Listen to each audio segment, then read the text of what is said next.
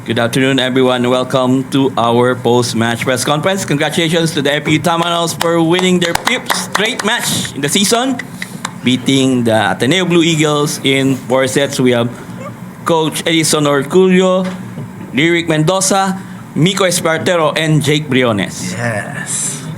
Coach, congratulations for this victory. So, ano yung sinabi mo sa mga bata after nung naka-set yung Ateneo sa second set? And ano yung mga kailangan gawin para maiwasan yung mga ganitong sitwasyon moving forward?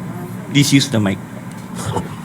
Yung first set, talagang test of each team dun sa power, speed, thinking.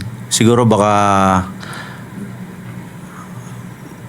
kinailangan lang naming mag-pause tapos bumalik ng mas buo nung second set. Thank you to Lyric. So, yun nga, natalo kayo ng isang set sa Ateneo. So, yung kailangan gawin nyo moving forward para maging maganda yung tatakbo nyo itong buong first round? Lyric. Para sa akin, prepare pa sa mentally, tapos sa physical, tapos sa enjoyment sa loob ng court, and then sa pagising, lalo na sa pagising sa umaga, dapat good mood ka para walang mga negative thoughts na lumalabas sa utak mo. Yan.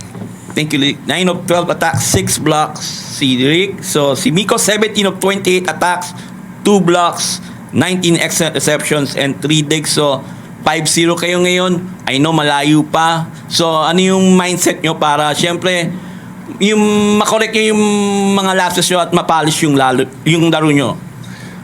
Actually, yun yung pinagmitingan namin kagabi with our sports psychologist, kung paano namin, yung tanong sa amin kung paano namin i-maintain yung pagpanalo namin, kung paano maging consistent sa laro.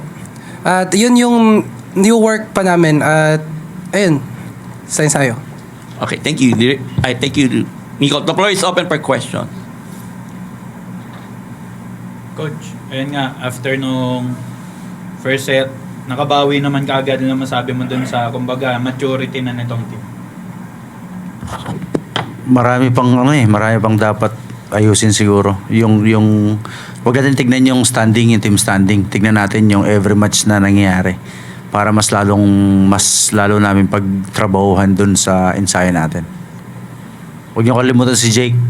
Jake, ano masasabi mo?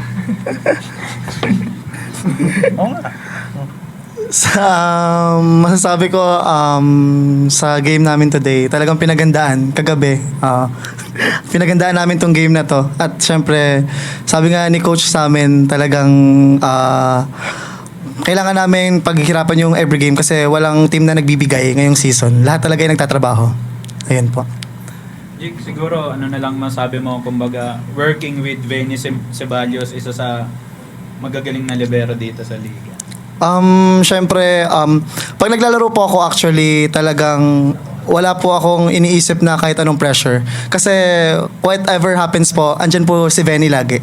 And syempre sa training po, talagang pinupush din po ako ni Venny para magtrabaho. At saka kung anong department namin dalawa, pagtrabahuhan namin para makuha namin yung panalo. Yes po. Eric, nakakailang laro na bumaba pro ka na. Can you talk about lang yung development mo na yan? Para sa akin, parang di namin masyadong ininsayo yung back row sa ngayon. Mas pinofocus namin yung communication sa loob ng court. Tapos yun, paminsan-minsan ako kasi humihingi kay kay Kuya Kakao na dito. Tapos yun, parang may trust na siya kasi pinakita ko naman na deliver ko naman na maayos yung set niya. Yun. Coach, can you talk about lang yung added weapon, kumbaga added sa skills na ito ni Lyric? Thankful kasi siyempre lahat kumbaga nagde-deliver dun sa team. Sana mas lalo pang lumawak yung ano bang tawag diyan, yung kung ano yung pumapasok sa isip ng players, pwede naman lahat pwedeng mangyari. So kung ano lang yung lawakan lang nila, yung kailangan namin gawin para makuha lahat ng gusto namin mangyari. Coach, at 5-0, I know malayo pa, pero syempre it's more about mental na ngayon eh. So, ano yung kailangan gawin para magtuloy-tuloy nyo yung streak? At syempre, hindi mo nyo iniisip yung standing nyo right now eh. Siguro dadamihan namin yung yun nga, yung pakikipag-usap sa bawat isa. Yung ensayo, mas lalo dapat pagigtingin. Tapos yung ginagawa namin, lalong mag-focus. Huwag lang natin kalimutan yung why ng bawat isa, yung team namin. Yung team ng FEU men's team, may why kami. Ano yun? Huwag lang natin kakalimutan lagi yan.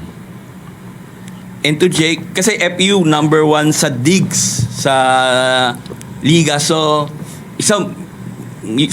ikaw magiging major contributor nito. So, para syempre masustain nyo yung maganda yung tinatakbo. Actually, hindi lang naman po ako yung sa digging. Lahat po kami, kasama po sila Kuya Miko, outside editor, lahat po nagtatrabaho talaga. Kumbaga, hindi po nakaangkla lang sa isang tao yung trabaho. Kaya po mas napapadali. Ayun po.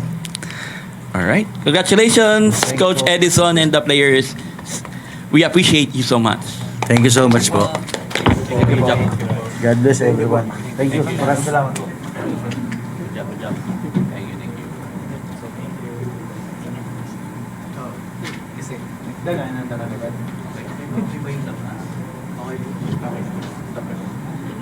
Bali, hindi na bigla tayo nag-apat. Oo nga.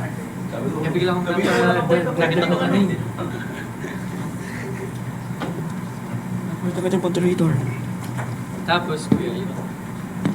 Ulo pala nila, hanggang dito lang. Ganito lang, no? Oo. Pwede ba nating i-zoom?